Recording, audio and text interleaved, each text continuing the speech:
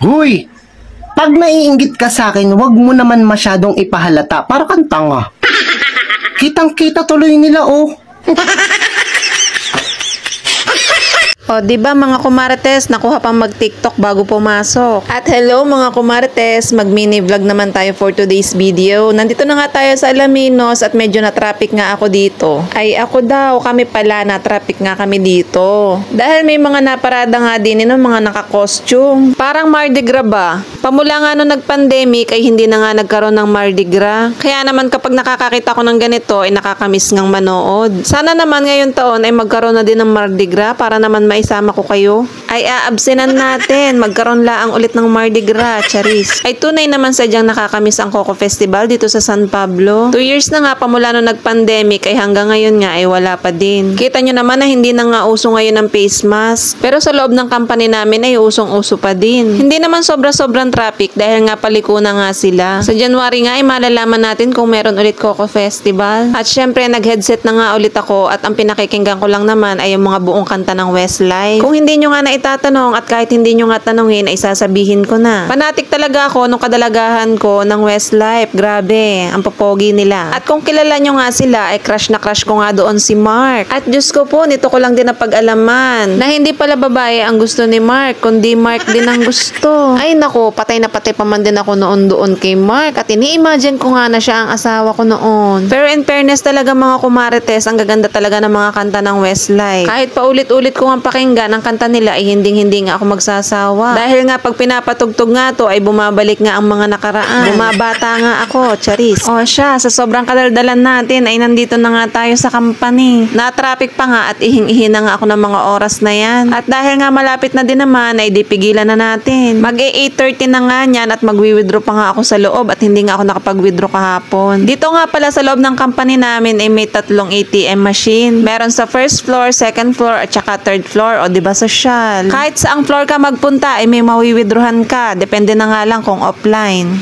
Andito na nga tayo sa locker at ang locker ko nga lang ay dito sa may bungad. Sa may pagpasok nga lang ng pinto yung aking locker kaya mabilis nga akong nakarating. At syempre required talaga na magtanggal muna ng sapatos para hindi madumihan yung sahig. At syempre kahit sa tinagal-tagal ko na nga dito minsan nakakalimutan ko pa din yung password ng aking locker. Minsan nga ay yung madaling-madali ka na nga umuwi, minsan mabablackout ka sa password. Ano ba yan? Kaya naman ang ginagawa ko ay nilalagay ko na sa likod ng aking ID para hindi ko malimutan. At syempre magtatanggal na nga ako ng headset mga kumarites. At syempre magsayaw-sayaw muna tayo ng kauntian at medyo ihina nga ako ng mga oras na yan. Bawal pa man din magpigil ng ihi at baka tayo magkasakit sa bato. At dahil nga may pa-pre-meal ngayon, 2 tinapay nga lang yung baon ko. Mamayang hapon ko nga yan kakaining break time. Minsan na nga lang magpakain sa bahay ni kuya kaya naman tayo ay kakain. Sayang. Basta libre ay for the go tayo. At syempre nakakain na nga kami kanina niyan kaya for the voice over na nga tayo. Ay di ang nangyari kanina nung kami kumain para kaming bago. Alam niyo yun, parang first time naming nakapunta ng kantin. Nagkakatawanan na nga lang kami ni Gisette. Shoutout sa'yo, Gisette. Doon kasi sa gilid ng kantin ay may 2 malaking palayok. Para na nga siyang banga sa sobrang laki. Sabi ko sa kanya, ano yun? Amoy sinigang, yung pala sabaw. Doon na pala nakalagay yung sabaw. Dati kasi doon sa kuhanan ng kanin. Sabi ko nga sa kanya, ngayon na nga lang ulit tayo nakakain dito ng tanghalian, ano? Dahil nga pamula nga nung nag-pandemic ay hindi na nga kami nakain ng tanghalian. Ngayon na nga lang ulit. Ay siya, hulong, kainan mo lahat ng break time. Ay hiwari ko na may pag hindi ka na mulubi. At syempre, papasok na nga tayo. Bye! At ito na nga, was na ulit tayo. O diba, ang bilis mga kumarites. Uuwi na ulit tayo. Pumasok ng fresh, umuwing haggardness. At yun nga, sabi ko nga kaninang umaga sa asawa ko, wag na siyang magsaing dahil nga marami kaming bahaw. Ang bilin ko nga lang sa kanya ay isangag na nga lang niya yung kanin at magprito nga na lang kami ng itlog. Ang sabi ko nga sa kanya ay parang ang sarap ng tuyo sa sinangag. Kaya sabi niya, mamaya na nga lang daw pag uwi ko siya magpiprito para medyo mainit pa yung tuyo. Pagkadating ko nga ay pinakain na nga namin itong aking anak. Siya na nga muna yung pinauna namin kumain dahil nga sikip kami sa lamesa.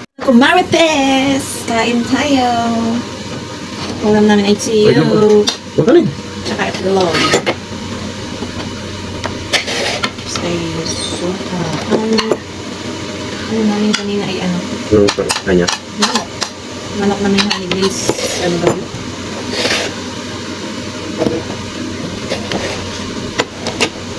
Tapos ano, isang tauge. Yung isang tauge. Tapos, masarap yung leche flan. Yung leche flan lang masarap. Kaya lang ay ano, kala namin isang lianera. Isang cup lang palang maliit.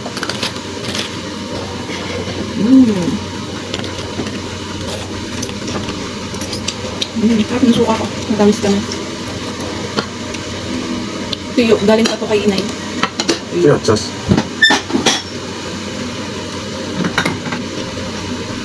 Ano lang at sus? Ano yan? Hindi mo rin Hindi. Pag-grocery ko na lang.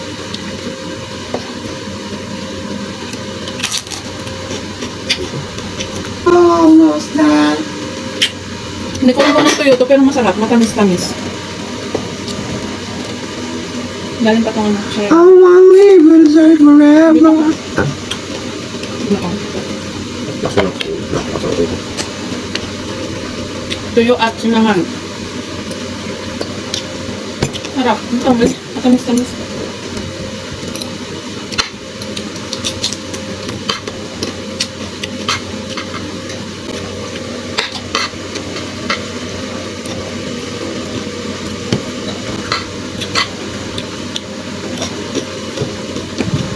Ang dami tubig. Bak na yan? Sarap. Matamis-tamis. Nainit siya. Hindi lang masyadong maanghang.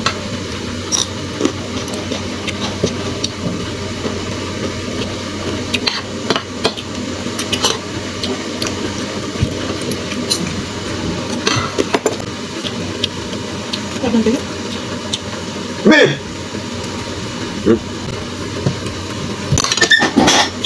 Natupok. Masarap din itong tuyo to. Para itong yung ano. Yung dilis na matamis.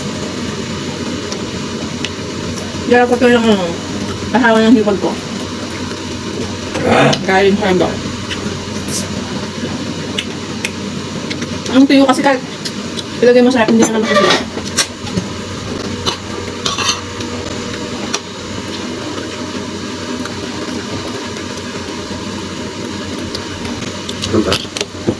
Ayan na yung masarap na tuyo.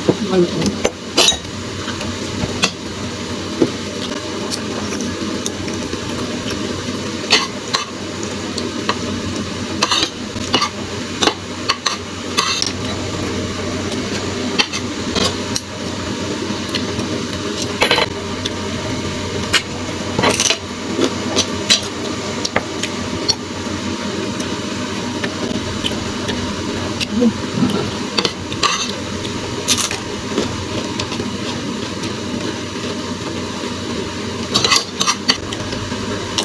Paano kaya lutuin yung pusit?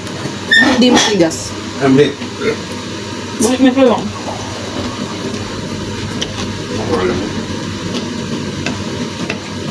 Pag di makunat matigas.